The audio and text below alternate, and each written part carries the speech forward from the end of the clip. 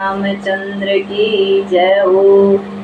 नृपहितकारक सचिव सयाना, नाम धर्म रुचि शुक्र समाना।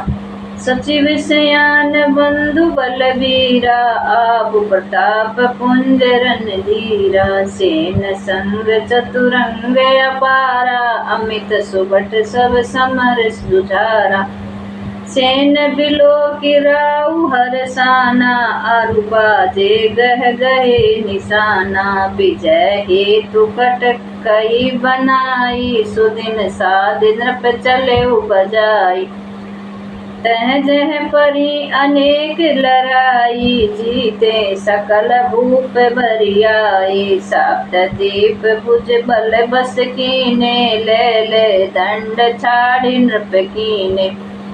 सकल अवनि मंडल तेहि काला, एक प्रताप भानु महिपाला। सब बस बिसव करी बाहुबल, निजपुर कीन प्रवेशु।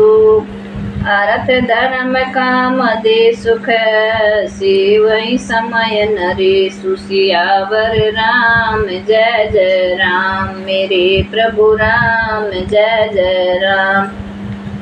भूप प्रताप भानु बल पाई, काम धेनु भय भूमि सुहाई। सब दुख बरजित प्रजा सुखारे, धर्मशील सुंदर नर नारी। सचिव धर्म रुचि हरि पद प्रीति, नृप हेतु सिखवनित नीति। गुरु सुरु संत पितर महि देवा, करई सदा नृप सबके सेवा। भूप धर्म जे वेद बखाने, सकल करई सादर सुख माने।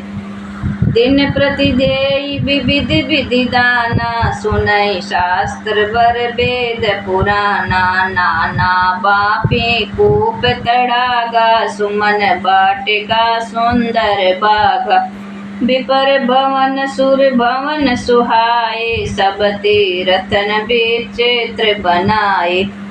अभी इसका मतलब है कि पहले जो पढ़ा था उसी से मन से सुनाती हूँ मैं। कहता है, राजा का हित करने वाला और शुक्राचार्य के समान बुद्धिमान धर्म रुचि नामक उसका मंत्री था। इस प्रकार बुद्धिमान मंत्री और बलवान तथा वीर भाई के साथ ही स्वयं राजा भी बड़ा प्रतापी और रणधीर था।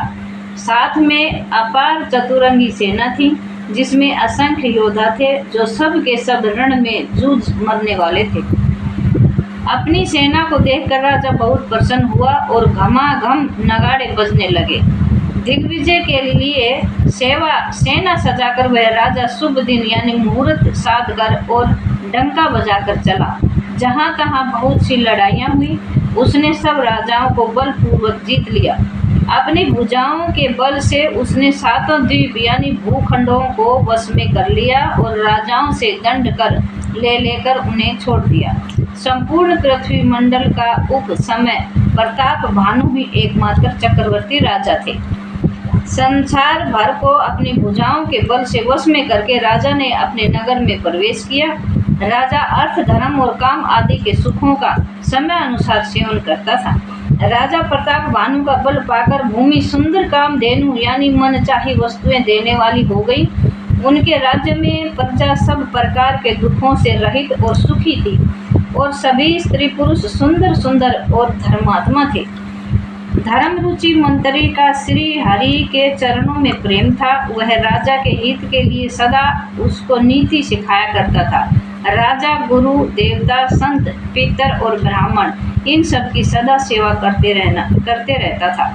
वेदों में राजाओं के जो धर्म बताए गए हैं, राजा सदा आदर पूर्वक और सुख मानकर उन सब का पालन करता था। प्रतिदिन अनेक प्रकार के दान देता और उत्तम शास्त्र वेद और पुराण सुनता था।